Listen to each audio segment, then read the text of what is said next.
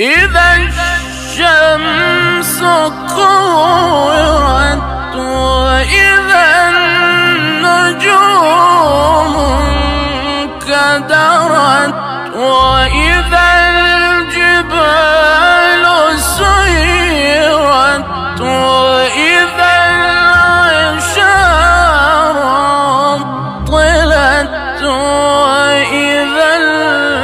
الوحوش حشرت وإذا